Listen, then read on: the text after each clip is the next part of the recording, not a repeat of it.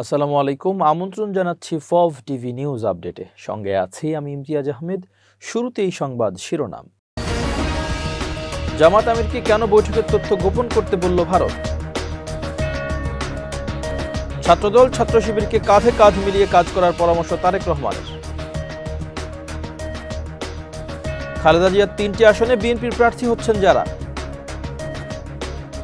তুরস্ককে F-35 যুদ্ধবিমান দিতে যাচ্ছে ট্রাম্প।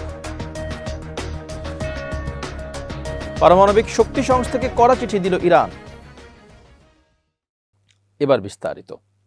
ভারত বাংলাদেশের রাজনীতিকদের সঙ্গে বৈঠক করে তা কেন বারবার গোপন করতে চায়, এ প্রশ্ন উঠেছে বুধবার থেকে। বাংলাদেশ জামাত ইসলামের আমির ডক্টর শফিকুর রহমান এ বছরের শুরুতে ভারতের একজন কূটনীতিকের সঙ্গে বৈঠক করেছিলেন। বার্তা সংস্থা রয়টার্সের প্রতিবেদনে বলা হয়েছে, বুধবার নিজের বাসভবনে দেওয়া এক সাক্ষাৎকারে জামাতের আমির এই বৈঠকের বিষয়টি নিশ্চিত করেছেন। বৈঠকটি তার বাইপাস সার্জারির পর অনুষ্ঠিত হয়েছিল। জামাতের আমির রয়টার্সকে বলেন, অন্যান্য দেশের কূটনীতিকরা যেমন প্রকাশ্যে তার সঙ্গে সৌজন্য সাক্ষাৎ করেন, ভারতীয় কূটনীতিক তা করেননি। ওই ভারতীয় কর্মকর্তা বৈঠকটি গোপন রাখতে বলেছিলেন।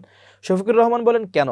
অনেক কূটনীতিক আমার কাছে এসেছিলেন এবং তা প্রকাশ করা হয়েছিল। সমস্যা কোথায়? তিনি আরও বলেন, আমাদের সবার কাছে এবং একে অপরের কাছে উন্মুক্ত হতে হবে। আমাদের সম্পর্ক উন্নয়ন ছাড়া অন্য কোনো বিকল্প নেই। জামাত আমিরের এই বক্তব্যের বিষয়ে জানতে চেয়ে ভারতের পররাষ্ট্র মন্ত্রণালয় থেকে তাৎক্ষণিক কোনো সাড়া পাওয়া যায়নি। তবে ভারতের সরকারের একটি সূত্র বিভিন্ন রাজনৈতিক দলের সঙ্গে যোগাযোগ হওয়ার বিষয়টি নিশ্চিত করেছেন বলে প্রতিবেদনে উল্লেখ করা হয়েছে। রয়টার্স জিজ্ঞেস করেছিল জামাতের পাকিস্তানের সঙ্গে ঐতিহাসিক ঘনিষ্ঠতা নিয়ে। শফিকুর রহমান জবাবে বলেন, আমরা সবার সঙ্গে একটি ভারসাম্যপূর্ণ উপায়ে সম্পর্ক বজায় রাখি। আমরা কখনো কোনো একটি দেশের দিকে ঝুঁকে পড়ার বিষয়ে আগ্রহী নই। জামাতের আমির আরও জানান, ঢাকা থেকে পালিয়ে যাওয়ার পর শেখ হাসিনার ভারতের ধারাবাহিক অবস্থান একটি উদ্বেগের বিষয়, যেখানে তার পতনের পর থেকে দুই দেশের মধ্যকার সম্পর্ক কয়েক দশকের মধ্যে সর্বনিম্ন পর্যায়ে পৌঁছেছে। রয়টার্সের প্রতিবেদনে বলা হয়েছে, দক্ষিণ এশিয়ার সবচেয়ে বড় শক্তি হিন্দু সংখ্যাগরিষ্ঠ ভারত হাসিনার সঙ্গে ঘনিষ্ঠ সম্পর্ক বজায় রেখেছে। এ প্রসঙ্গে জামাত আমির ডক্টর শফিকুর রহমান তার ভেরিফাইড ফেসবুকে লিখেছেন, আন্তর্জাতিক মিডিয়া রয়টার্সকে গতকাল দেওয়া এক সাক্ষাৎকারে রয়টার্সের একজন সাংবাদিক আমাকে জিজ্ঞেস করেন, ভারত যেহেতু আপনাদের প্রতিবেশী দেশ, তাদের সঙ্গে আপনাদের কোনো যোগাযোগ আছে কিনা, কোনো কথাবার্তা বা বৈঠক হয় কিনা। আমি তখন বলেছিলাম, গত বছরের মাঝামাঝি সময়ে আমি অসুস্থ হওয়ার পর চিকিৎসা শেষে যখন বাসায় ফিরি, তখন দেশ বিদেশের অনেকেই আমার সঙ্গে সাক্ষাৎ করতে আসেন। অন্যান্য দেশের সম্মানিত কূটনীতিকবৃন্দ যেমন এসেছেন, তেমনি তখন ভারতের দুজন কূটনীতিকও আমাকে দেখতে আমার বাসায় এসেছিলেন। অন্যদের মতো তাদের সঙ্গেও আমার কথা হয়েছে। জামাত আমির আরও লিখেছেন, আমরা তাদের সঙ্গে আলাপ আলোচনার সময় বলেছিলাম, যত কূটনীতিক এখানে এসেছেন তাদের সকলকেই বা তাদের সকলের বিষয়ে আমরা পাবলিসিটিতে দিয়েছি। আপনাদের এই সাক্ষাৎও আমরা পাবলিসিটিতে দিতে চাই। তখন তারা আমাকে এটি না দেওয়ার জন্য অনুরোধ করেন। আমরা বলেছিলাম, পরবর্তীতে যখনই আপনাদের সঙ্গে দুই দেশের স্বাস্থ্য সংশ্লিষ্ট বিষয়ে বৈঠক হবে, তা অবশ্যই পাবলিসিটিতে যাবে। এখানে গোপনীয়তার কিছু নেই। আমি বিস্মিত যে আমাদের কিছু দেশীয় মিডিয়া ভারতের সঙ্গে জামাত আমিরের গোপন বৈঠক হয়েছে বলে সংবাদ পরিবেশন করেছে।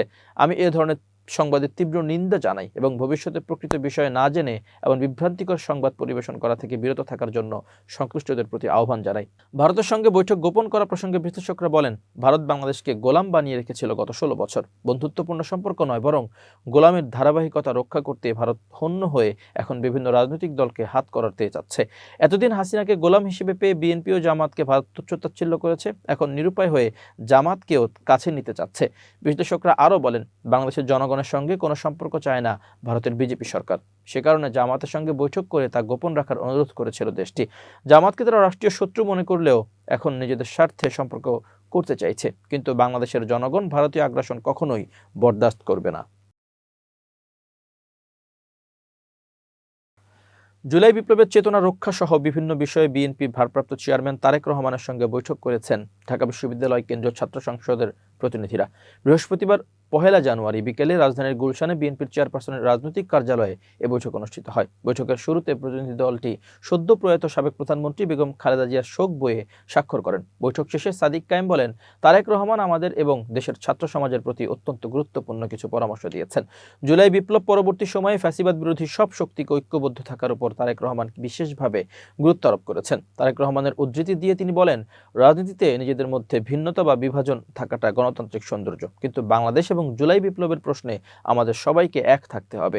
এছাড়া বিএনপি জামাত সহ সব ফ্যাসিবাদ বিরোধী দল এবং ছাত্রদল, ছাত্র শিবির সহ সব ছাত্র সংগঠনকে কাঁধে কাঁধ মিলিয়ে কাজ করার পরামর্শ দিয়েছেন তারেক রহমান। সাদিক কায়েম আরও বলেন, বিপ্লবের এই ঐতিহাসিক সুযোগকে কাজে লাগিয়ে আমাদের ইনসাফ ভিত্তিক বাংলাদেশ গড়তে হবে। অথচ বিপ্লব পরবর্তী সময়ে আমাদের মধ্যে যে বিভাজন তৈরি হয়েছে, সেই সুযোগ নিয়ে দিল্লির তাবেদার ও পতিত ফ্যাসিস্টরা নতুন করে ষড়যন্ত্র করছে। ডাকসু ভিপি বলেন, শহীদ জিয়া ও বেগম খালেদা জিয়ার আদর্শ অনুযায়ী দেশের মাটি ও মানুষকে ভালোবেসে বাংলাদেশপন্থী রাজনীতি এবং ভারতীয় আধিপত্যবাদের বিরুদ্ধে প্রতিরোধ জারি রাখা হবে আগামীর মূল লক্ষ্য। বিগত 16 বছরের তরুণ প্রজন্মের ভোট দিতে না পারার বিষয়টি উল্লেখ করে তিনি বলেন, একটি অবাধ, সুষ্ঠু ও গ্রহণযোগ্য নির্বাচনের জন্য ছাত্র সমাজকে ঐক্যবদ্ধ ভূমিকা পালন করতে হবে। একই সঙ্গে গত 16 বছরে ধ্বংস করে দেওয়া রাষ্ট্রীয় প্রতিষ্ঠানগুলোকে পুনর্গঠন এবং জুলাই সনদ বাস্তবায়নের লক্ষ্যে গণভোটের মতো গুরুত্বপূর্ণ পদক্ষেপে তরুণদের সক্রিয় হওয়ার আহ্বান জানান তিনি। বৈঠকে আধিপত্যবাদ বিরোধী লড়াইয়ে প্রাণ দেওয়া শহীদ ওসমান হাদির খুনিদের বিচার নিয়ে আলোচনা হয়। সাদিক কায়েম অভিযোগ করেন, ওসমান হাদির হত্যাকাণ্ডের পরিকল্পনাকারী ও নির্দেশদাতারা এখনো গ্রেপ্তার হয়নি এবং অনেক অন্তর্বর্তী সরকারের ভেতরেও ঘাপটি মেরে বসে আছে। তিনি তাদের দ্রুত বিচারের আওতায় আনার দাবি জানান। সবশেষে রাজনৈতিক আদর্শের ভিন্নতা থাকলেও জুলাই বিপ্লবের স্বপ্ন বাস্তবায়নে এবং ফ্যাসিস্টদের বিচার নিশ্চিতে বাংলাদেশের ছাত্র সমাজ রাজপথে তাদের ঐক্যবদ্ধ লড়াই জারি রাখবে বলেও অঙ্গীকার করেন সাদিক কায়েম। বিএনপির স্থায়ী কমিটির সদস্য সালাউদ্দিন আহমেদ জানিয়েছেন, প্রয়াত বিএনপি চেয়ারপারসন বেগম খালেদা জিয়ার 3টি আসনে তার বিকল্প হিসেবে যারা মনোনয়নপত্র জমা দিয়েছেন তারাই দলের প্রার্থী হবেন। বৃহস্পতিবার 1 ডিসেম্বর রাজধানীর গুলশানে বিএনপির চেয়ারপারসনের রাজনৈতিক কার্যালয়ে গণমাধ্যমের সাথে আলাপকালে তিনি কথা বলেন। তিনি বলেন, খালেদা জিয়ার আসনে বিকল্প প্রার্থী থাকায় নির্বাচনী কাজে কোনো প্রভাব পড়বে না। খালেদা জিয়ার মৃত্যুতে নির্বাচন স্থগিত বা পেছানোর কোনো সুযোগ নেই। বাছাই ও প্রতীক বরাদ্দের পর এমন ঘটনা ঘটলে আইনি জটিলতার কারণে স্থগিত হবার প্রশ্ন আসত, কিন্তু এখন সে পরিস্থিতি নেই। বাছাইয়ের আগেই তিনি মারা গেছেন। খালেদা জিয়া প্রসঙ্গে তিনি বলেন, আমাদের নেত্রী আর নেই, কিন্তু তিনি মানুষের অন্তরে আছেন। গণতন্ত্রের মা হিসেবে তিনি খেতাব পেয়েছেন, প্রতিষ্ঠিত হয়েছেন। জানা যায় যারা ঢাকায় আসতে পারেননি তারাও গায়েবানা জানাজায় শরিক হয়েছেন। কত মানুষ তার জানাজায় শরিক হয়েছেন তার পরিসংখ্যান হয়তো ভবিষ্যতে আলাদাভাবে তুলে ধরা যাবে। কারণ শুধু বাংলাদেশের মানুষ নয়, সারা পৃথিবীর মানুষ জানে ও বিশ্বাস করে গণতন্ত্রের লড়াই সংগ্রাম করতে করতে একজন সাধারণ গৃহিণী কিভাবে সারা বিশ্বে গণতন্ত্রের রক্ষক হতে পারেন, গণতন্ত্রের জন্য দৃষ্টান্ত হয়ে উঠতে পারেন। সালাউদ্দিন বলেন, গণতন্ত্রের জন্য সংগ্রাম করতে গিয়ে ম্যাডাম নিজের জীবন, সন্তান, পরিবার সবকিছুই ত্যাগ করেছেন। বলতে গেলে এদেশের জন্য, এদেশের মানুষের জন্য, এদেশের মাটির জন্য তার যে টান, যে ভালোবাসা, যে দেশপ্রেম, তা কোনো তুলনা নেই। তিনি বলেন, আমরা তার সেই ত্যাগ, সেই অবদান, সেই দেশপ্রেমকে পাথেয় করেই সামনে শক্তিশালী গণতান্ত্রিক ও বৈষম্যহীন বাংলাদেশ বিনির্মাণের চেষ্টা করতেই হবে, এটাই জাতির দাবি। তিনি বলেন, আমরা সেভাবেই দেখি, খালেদা জিয়া শুধু বিএনপি নেত্রী নন, তিনি শুধু বাংলাদেশের নেত্রী নন, তিনি সারা বিশ্বের গণতন্ত্রকামী মানুষের নেত্রী হিসেবে নিজেকে প্রতিষ্ঠিত করেছেন। তিনি সব দল মতের ঊর্ধ্বে নিজেকে তুলতে পেরেছেন এবং এদেশের মানুষ, এদেশের সবাই তাকে সেই মর্যাদায় আসীন করেছেন। এবার আন্তর্জাতিক প্রসঙ্গ। তুরস্কের কাছে F-35 যুদ্ধবিমান বিক্রির বিষয়টি খুব গুরুত্ব সহকারে বিবেচনা করছে মার্কিন প্রেসিডেন্ট ডোনাল্ড ট্রাম্প। ফ্লোরিডায় ট্রাম্প তার বাসভবনে ইসরায়েলের প্রধানমন্ত্রী বেনিয়ামিন নেতানিয়াহুর সাথে বিস্তৃত আলোচনার পর তিনি এমনটি জানিয়েছেন। তুরস্ক ভিত্তিক সংবাদ মাধ্যম হুরিয়েত ডেইলি নিউজ এক প্রতিবেদনে এ তথ্য জানিয়েছে। ট্রাম্পের দ্বিতীয় মেয়াদ শুরু হওয়ার পর থেকে নেতানিয়াহুর এটি ৫ম যুক্তরাষ্ট্র সফর। ফ্লোরিডার পাম বিচে ট্রাম্পের মার-এ-লাগো রিসোর্টে গাজা যুদ্ধবিরতি পরিকল্পনার দ্বিতীয় পর্যায়ের আলোচনাকে কেন্দ্র করে এই সফর। আলোচনা পরবর্তী সময়ে ট্রাম্পকে তুরস্কে F-35 যুদ্ধবিমান বিক্রির বিষয়ে আমেরিকা অনুমোদন করবে কিনা এমন জিজ্ঞাসা করা হলে তিনি বলেন, আমরা এটি নিয়ে খুব গুরুত্ব সহকারে ভাবছি। এ সময় ইসরায়েল এবং তুর্কির মধ্যে সংঘাতের সম্ভাবনা সম্পর্কে জানতে চাইলে ট্রাম্প তুরস্কের প্রেসিডেন্ট রিসেপ তাইয়েপ এরদোয়ানকে খুব ভালো বন্ধু বলে অভিহিত করেন। তিনি বলেন, আমি প্রতিশ্রুতি দিচ্ছি যে তারা ইসরায়েলের উপর কখনো এগুলো ব্যবহার করবে না।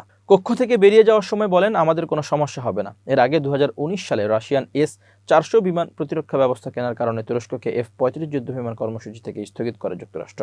ওই সময় countering America's adversaries through sanctions act CAATSA এর অধীনে বেশ কয়েকটি তুর্কি প্রতিরক্ষা সংস্থাকে নিষেধাজ্ঞা দেওয়া হয়েছিল। চুক্তির অধীনে একটি বহুজাতিক বাহিনীর অংশ হিসেবে গাজা উপত্যকায় তুরস্কের সম্ভাব্য উপস্থিতি সম্পর্কে ট্রাম্প বলেন, তিনি নেতানিয়াহুর সাথে বিষয়টি নিয়ে আলোচনা করবেন।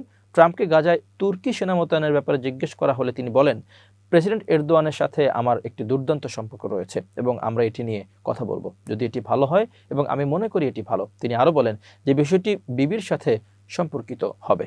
ট্রাম্প নেতানিয়াহুকে ডাকতে প্রায়শই বিবি ডাকনাম ব্যবহার করেন। ট্রাম্পকে জিজ্ঞাসা করা হয়েছিল যে তিনি পশ্চিম তীরে ইসরায়েলের বসতি স্থাপনাকারীদের সহিংসতা নিয়ে উদ্বিগ্ন কিনা এবং তিনি কি অধিকৃত অঞ্চল সম্পর্কে নেতানিয়াহুকে কোনো বার্তা দিয়েছেন কিনা। এর বিপরীতে ট্রাম্প বলেন, পশ্চিম তীর নিয়ে আমাদের দীর্ঘদিন ধরে আলোচনা হয়েছে এবং আমি বলবো না যে আমরা পশ্চিম তীরের বিষয়ে 100% একমত, তবে আমরা একটি সিদ্ধান্তে পৌঁছাবো। এটি উপযুক্ত সময়ে ঘোষণা করা হবে। এ সময় তিনি বলেন, তবে নেতানিয়াহুর সঠিক কাজটিই করবেন। ইরানের পারমাণবিক কর্মসূচিতে ঢালাওভাবে দেওয়া মার্কিন হুমকির প্রতি ক্ষোভ জানিয়ে আন্তর্জাতিক পারমাণবিক শক্তি সংস্থা IAEA মহাপরিচালক রাফায়েল গ্রোসিকে একটি চিঠি পাঠিয়েছেন দেশটির স্থায়ী মিশন। খবর মেহর নিউজ এজেন্সি সম্প্রতি পাঠানো এক চিঠিতে ইরানের স্থায়ী মিশন সতর্ক করে বলেছে, এ ধরনের হুমকিকে স্বাভাবিক মনে করা হলে তা IAEA এর বিশ্বাসযোগ্যতা এবং বৈশ্বিক পারমাণবিক অস্ত্র বিস্তার রোধ চুক্তি এর জন্য মারাত্মক পরিণতি ডেকে আনতে পারে। ইরানি মিশন জোর দিয়ে বলেছে, এসব হুমকিকে স্বাভাবিক মেনে নিলে IAEA এর যাচাইকরণ কার্যক্রমের মাধ্যমে গড়ে ওঠা আন্তর্জাতিক আস্থাকে দুর্বল করে দেবে। ইরান চায় এ ধরনের বেপরোয়া পদক্ষেপের নিন্দা জানানো জরুরি এবং দায়ীদের সম্পূর্ণভাবে জবাবদিহির আওতায় আনতে হবে। 29 ডিসেম্বর ইসরায়েলের প্রধানমন্ত্রী বেনিয়ামিন নেতানিয়াহুর সঙ্গে এক যৌথ সংবাদ সম্মেলনে মার্কিন প্রেসিডেন্ট ডোনাল্ড ট্রাম্প দাবি করেন, ওয়াশিংটন তেহরানের সঙ্গে আলাপকালে বা সংলাপে বসতে প্রস্তুত, তবে শক্তি প্রয়োগের বিকল্প টেবিল রয়েছে। তিনি বলেন, আমি আশা করি তারা আবার কিছু গড়ে তুলতে চাইছে না, কারণ যদি তারা তা করে তাহলে খুব দ্রুত সেই গঠন সম্পূর্ণভাবে ধ্বংস করা হবে বা ধ্বংস করা ছাড়া আমাদের আর কোনো উপায় থাকবে না। ট্রাম্পের এই প্রকাশ্য সংঘাতমুখী বক্তব্য উপেক্ষিত থাকেনি। 29 ডিসেম্বর ওই হুমকির কয়েক ঘন্টার মধ্যে ইরানের রাজনৈতিক, সামরিক ও কূটনৈতিক অঙ্গনের শীর্ষ কর্মকর্তারা কঠোর প্রতিক্রিয়া জানান। তারা ওয়াশিংটনের বক্তব্য প্রত্যাখ্যান করে ইরানের সার্বভৌমত্ব ও জাতীয় নিরাপত্তা রক্ষার অধিকার পুনর্ব্যক্ত করেন। এবার বিজ্ঞান ও প্রযুক্তির খবর।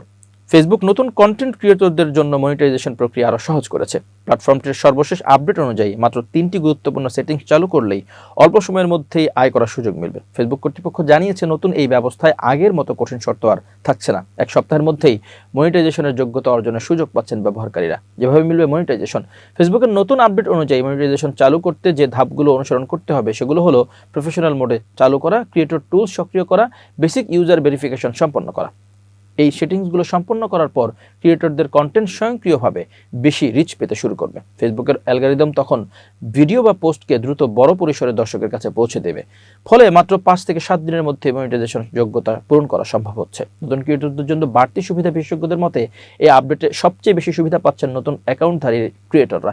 আগের তুলনায় এখন ফেসবুক মনিটাইজেশন পাওয়া অনেক সহজ হওয়ায় তরুণদের মধ্যে কন্টেন্ট তৈরির আগ্রহ ও উৎসাহ বাড়ছে। ফেসবুকের টেকনিক্যাল টিম জানিয়েছে, পরীক্ষামূলকভাবে এই সিস্টেম চালুর পর নিয়মিত কন্টেন্ট আপলোডকারী ক্রিয়েটররা আগের চেয়ে দ্রুত আয় করার সুযোগ পাচ্ছেন। এতে সোশ্যাল মিডিয়াকে বিকল্প আয়ের একটি গুরুত্বপূর্ণ মাধ্যম হিসেবে দেখার প্রবণতাও ক্রমেই বাড়ছে। এবার খেলার খবর। বাংলাদেশ প্রিমিয়ার লিগে দিনের দ্বিতীয় ম্যাচে দর্শকদের রোমাঞ্চের চূড়ান্ত মুহূর্ত উপহার দিয়েছে রাজশাহী ওয়ারিয়র্স ও রংপুর রাইডার্স। নির্ধারিত 20 ওভারে দুই দলই সমান 159 রান করায় ম্যাচ গড়ায় সুপার ওভারে। সেখানে দারুণ নিয়ন্ত্রণ ও ঠান্ডা মাথার ক্রিকেটে জয় ছিনিয়ে নেয় রাজশাহী ওয়ারিয়র্স। সুপার ওভারে প্রথম ব্যাট করতে নেমে রংপুর রাইডার্স সংগ্রহ করতে পারে মাত্র 6 রান। লক্ষ্যতারায় রামে রাজশাহী ওয়ারিয়র্স কোনো ভুল না করে মাত্র 3 বলেই জয়ের লক্ষ্যে পৌঁছে যায়, নিশ্চিত করে নাটকীয় এ উত্তেজনাপূর্ণ জয়। এর আগে টসে জিতে ব্যাট করতে নেমে রাজশাহী ওয়ারিয়র্সের 20 ওভারে 8 উইকেট হারিয়ে তোলে 159 রান। উপাদার তানজিদ হাসান তামিম শুরুতেই ব্যর্থ হলেও দ্বিতীয় উইকেটে অধিনায়ক শান্ত ফারহান দলের ইনিংস সামাল দেন। শান্তর অদ্ভুতের রান আউটে ফেরার আগে করেন 41 রান, আর ফারহান খেলেন ম্যাচ সেরা 65 রানের দারুণ ইনিংস। তবে মধ্য ও শেষের দিকে ব্যাটাররা বড় জুটি করতে না পারায় রাজশাহী থামে মাঝারি সংগ্রহে। জবাবে রংপুর রাইডার্সের শুরুটা ভালো হয়নি। লিটন দাস দ্রুত 16 রানে ফিরে গেলেও পরে দলের হাল ধরেন ডেভিড মালান ও তৌহিদ হৃদয়। দ্বিতীয় উইকেটে এ জুটি গড়ে তোলেন 100 রানের গুরুত্বপূর্ণ পার্টনারশিপ। হৃদয় করেন 53 রান, মালান অপরাজিত থাকেন 65 রানে। শেষ দিকে কায়েল মেয়ার্স 15 রানে অপরাজিত থেকে দলকে 159 রানে পৌঁছে দেন। ফলে ম্যাচ গড়ায় সুপার ওভারে। শেষ পর্যন্ত সুপার ওভারের উত্তেজনাতেই নির্ধারিত হয় ম্যাচের ভাগ্য। সেখানে প্রতিপক্ষকে চাপে রেখে দুর্দান্ত পারফরমেন্সে জয় নিশ্চিত করে রাজশাহী ওয়ারিয়র্স। প্রিয় দর্শক, শেষ করছি ফফ টিভি নিউজ আপডেট। আজ এ পর্যন্তই। ভিন্ন খবর নিয়ে দেখা হবে আগামীকাল রাত 8টায়। নিজেকে আপডেট রাখতে সাবস্ক্রাইব করুন চ্যানেলটি। নিয়মিত লাইক, কমেন্ট ও শেয়ার করে সর্বত্র ছড়িয়ে দিন। সুস্থ থাকুন, নিরাপদে থাকুন। আল্লাহ হাফেজ।